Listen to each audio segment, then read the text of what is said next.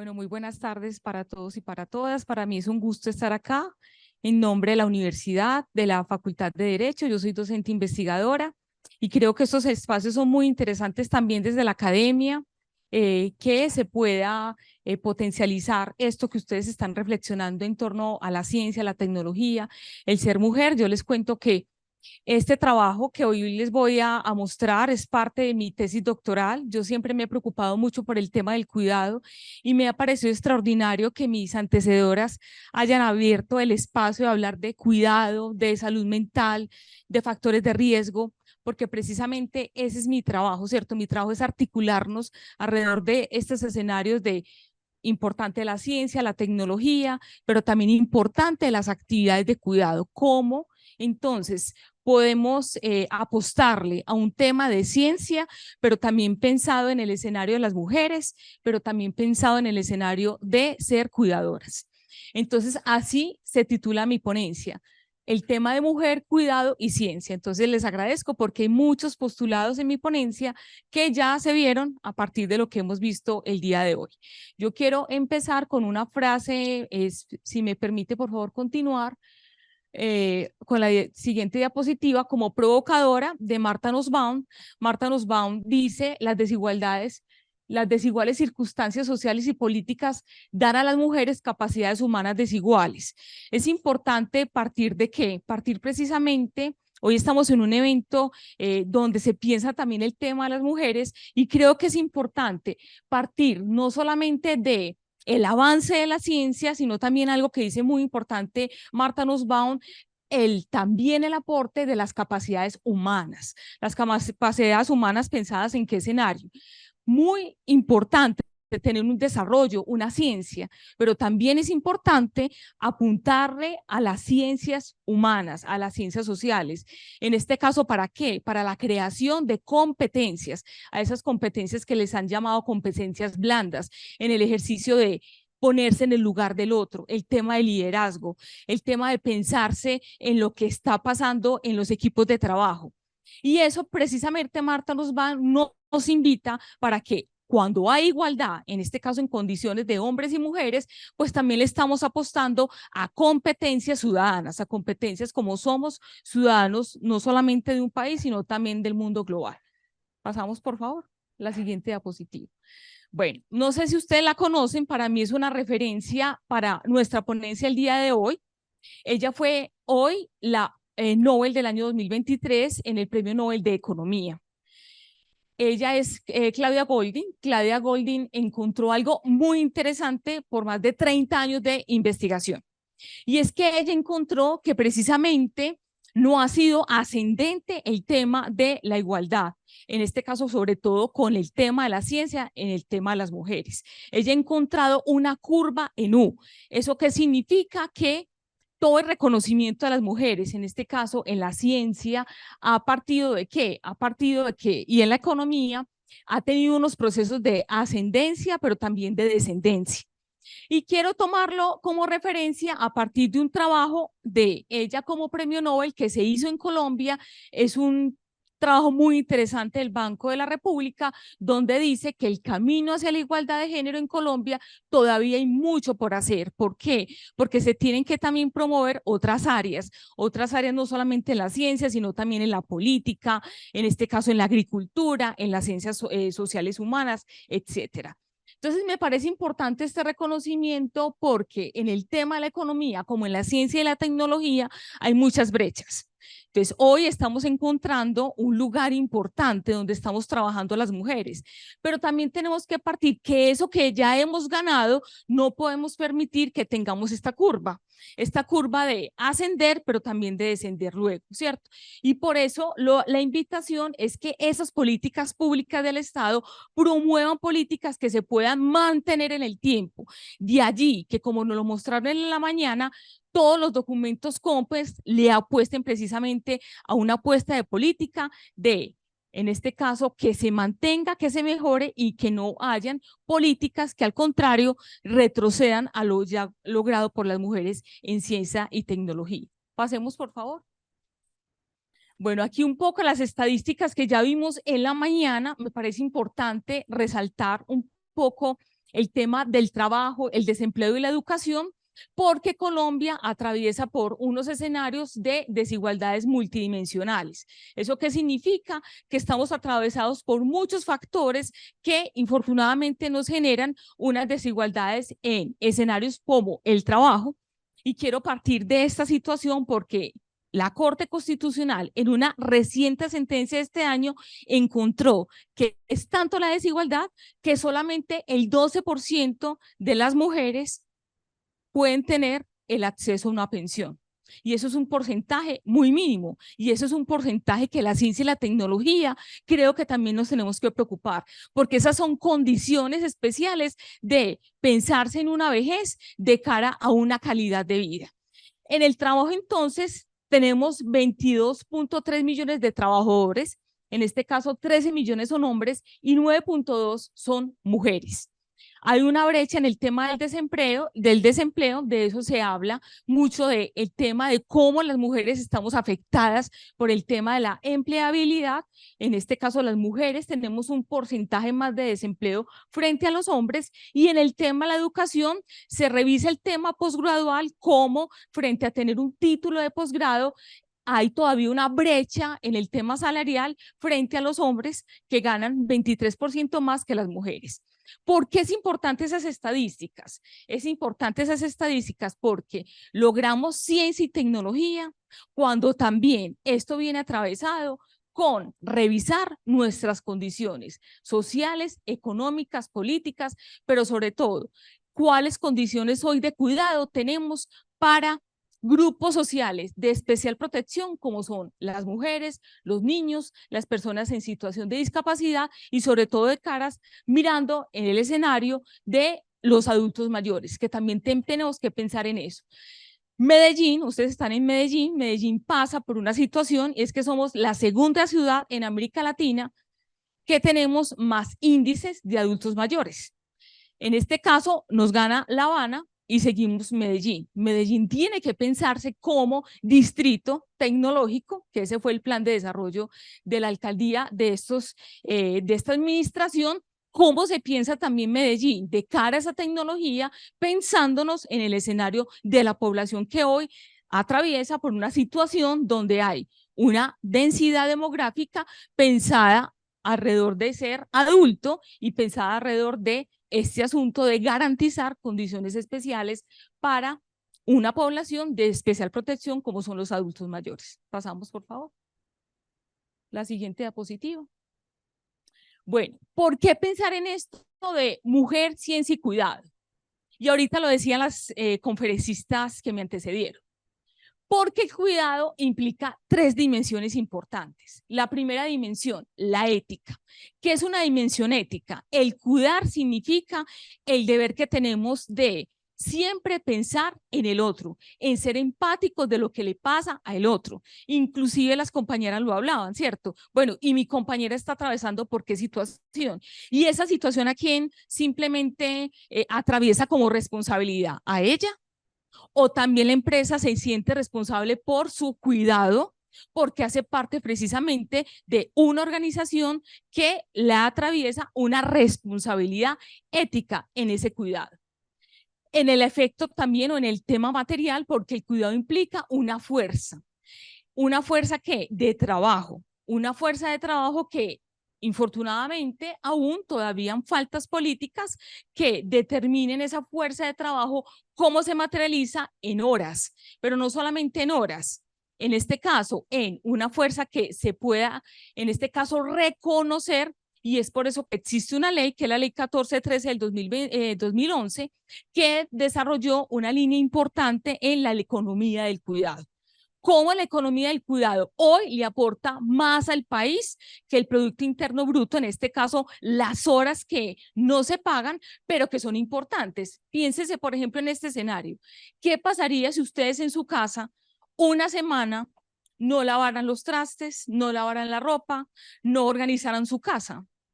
Eso influiría, en este caso, en su desempeño laboral o en su desempeño en sus actividades diarias. Claro que sí. Y por eso es importante esa dimensión material, porque la dimensión material lo que hace es reconocer cómo trabajo esas otras actividades que se han invisibilizado. Y la parte emocional es muy importante también. ¿Por qué? Porque frente al cuidado hay emociones, hay frustraciones, hay alegrías. Ahorita lo decían las compañeras, y eso lo demostró la pandemia. ¿Qué pasa cuando estoy en la casa y tengo que, además de trabajar, tengo que cuidar a mis hijos, adultos mayores, ¿cierto? A una persona que está en una condición especial que requiere mi atención?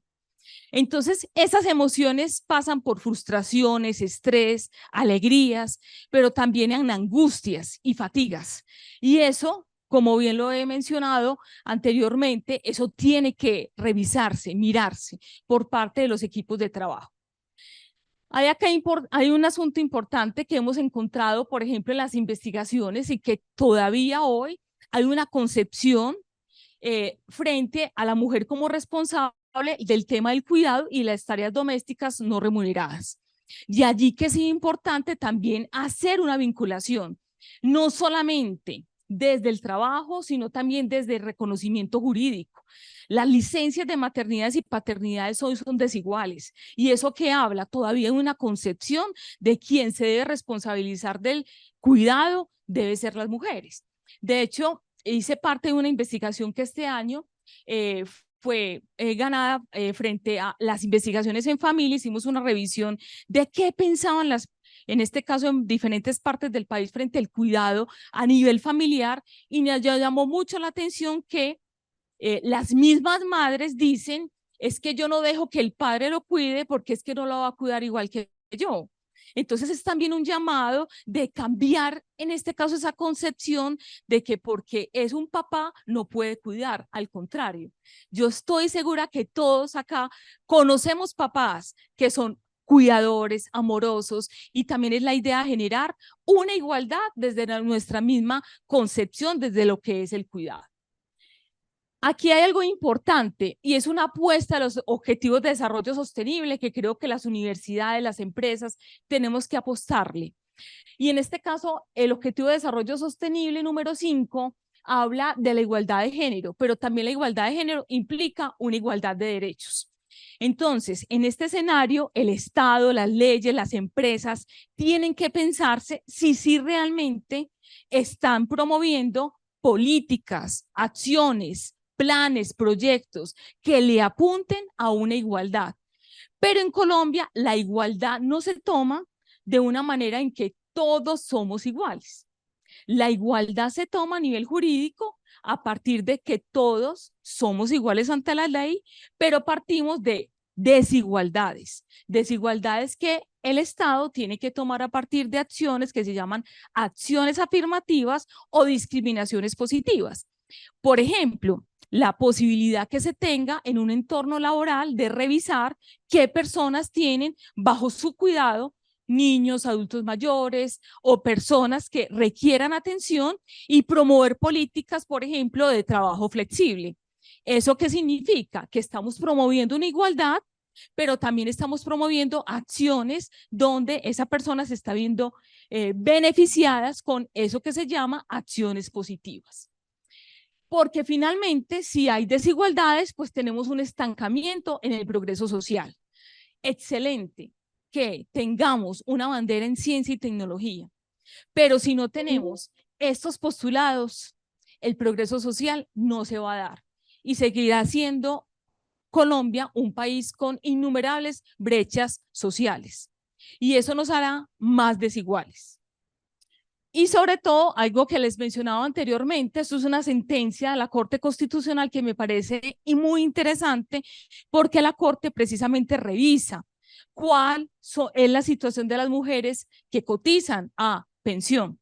¿Y cuál es la situación? Que la mayoría cotiza, pero no logra una pensión en Colombia. Y como el porcentaje es tan mínimo, hace una acción afirmativa donde establece un término de 2 años para que el Congreso legisle y si no legisla, entonces empezará a revisarse el tema de las semanas para que sean distintas a las que hoy se establecen para acceder a este beneficio de seguridad social. Pasan por favor a la siguiente. Muy bien. Bueno, esta es una foto, no se ve muy bien. Esta foto es tomada de una investigación de Silvana Tapia en Ecuador, que me pareció muy interesante. Ella hace una revisión de todo lo que pasó en pandemia en el tema de cómo se reproduce a nivel social y de género y en la academia unas desigualdades. ¿Por qué? Porque precisamente la pandemia nos demostró varios asuntos.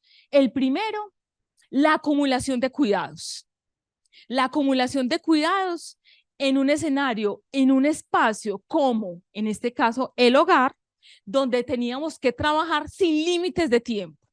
Si bien el ir al trabajo nos ya genera un límite en el tiempo, la pandemia que generó, nada, aquí sigo de corrido.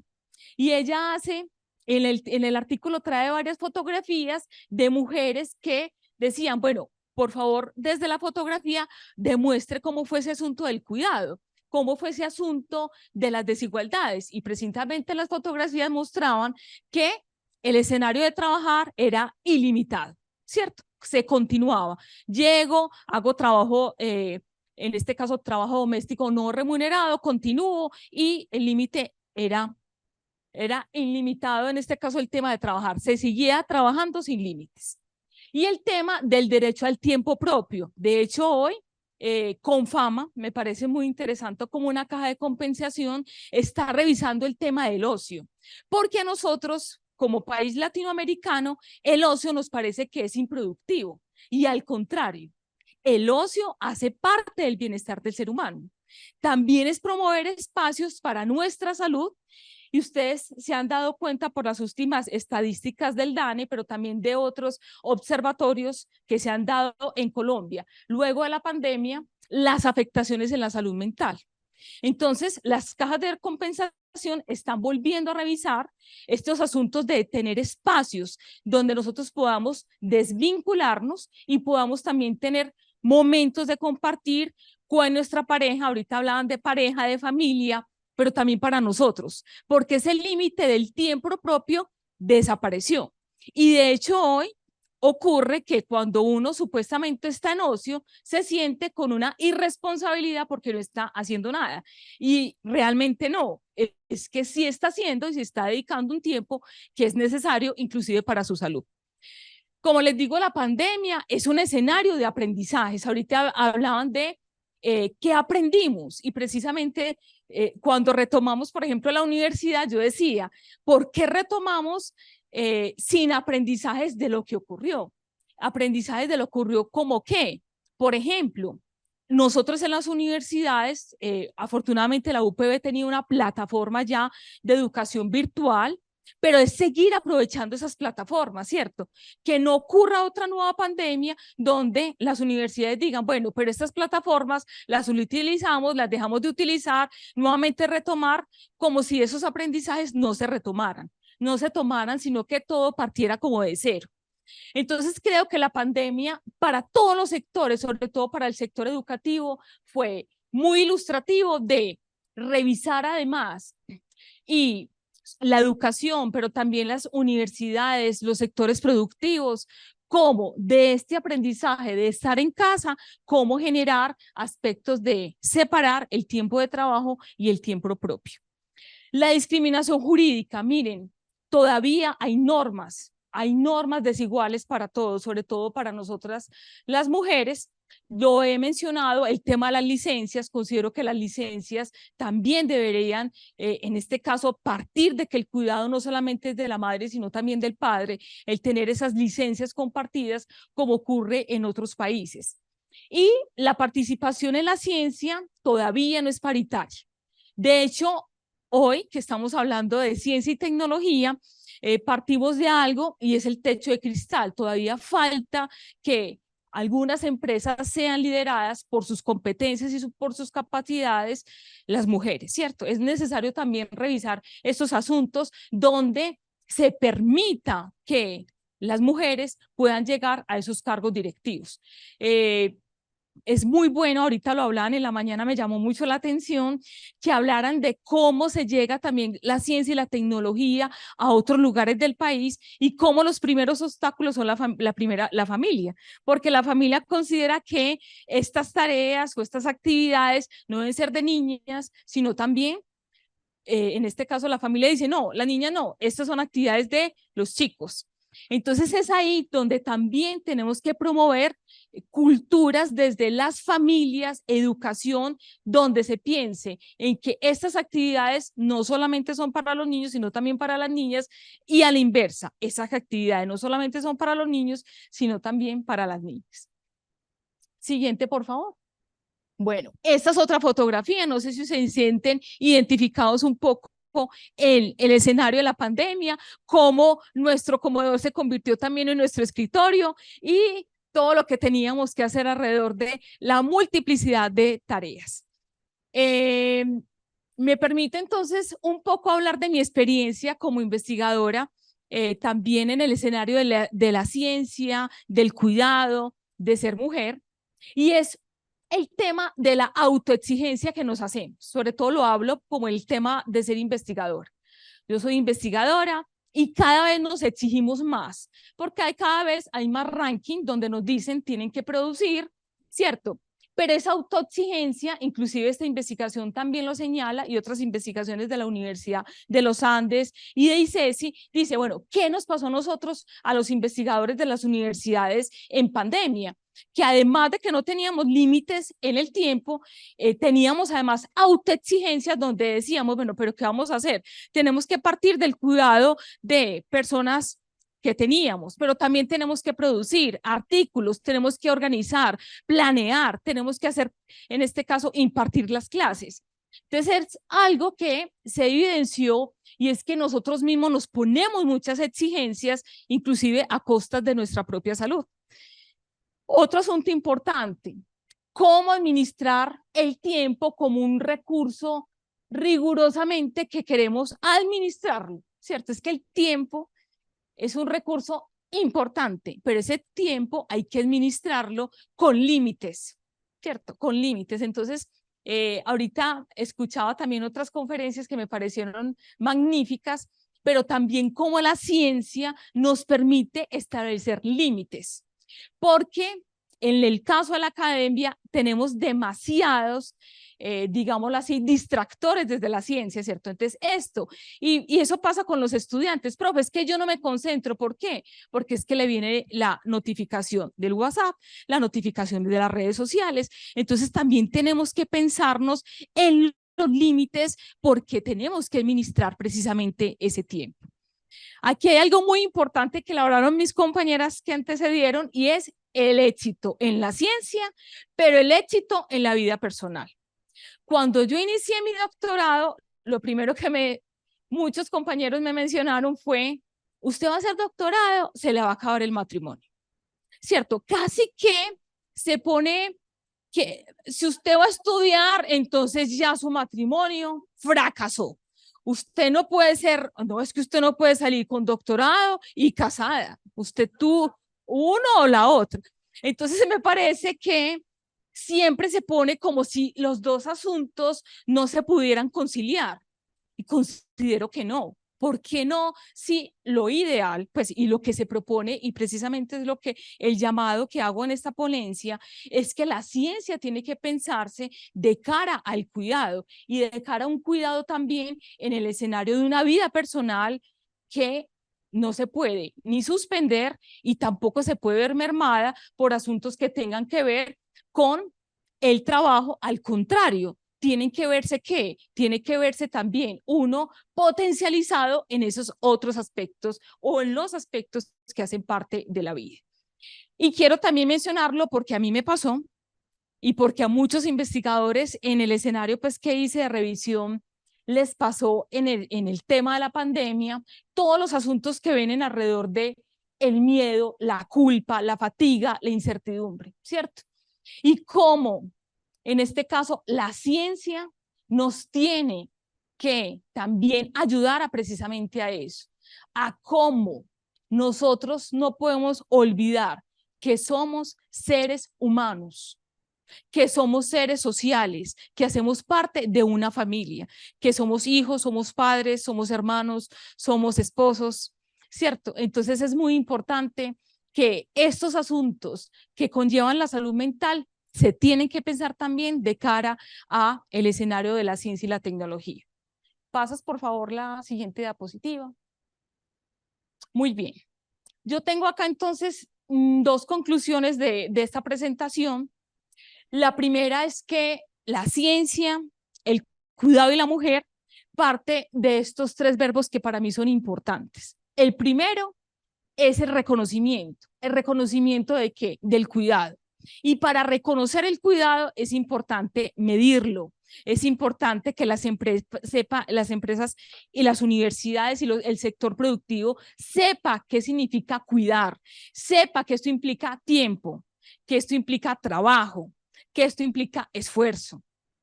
Y el reconocerlo significa también generar estadísticas, generar en este caso estadísticas y datos para generar programas, planes y proyectos en los diferentes escenarios. En este caso también que la ciencia nos ayude a cómo reducir y no generar desigualdades en el cuidado solamente para un sector, en este caso, pues para las mujeres, sino que se permita una redistribución de ese cuidado para todos.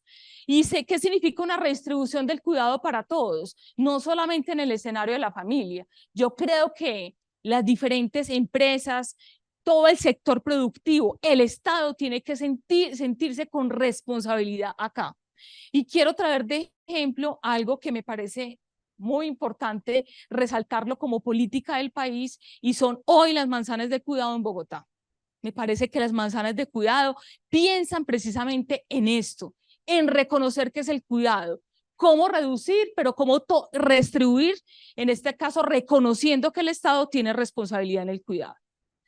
Y cómo conjugar, es mi invitación para todos los que están acá, y es la invitación que se lleven este mensaje, cómo conjugar ser mujer, tener unos trabajos domésticos no remunerados, pero que precisamente desde el inicio les dije la frase de Martha Nussbaum, siempre promoviendo esas competencias y capacidades, porque si no las promovemos y no conjugamos estos verbos desde un tema de equidad, pues realmente encontrar ciencia y tecnología de cara a inequidades será muy difícil. Realmente tener unos impactos sociales, económicos, políticos para nuestro país.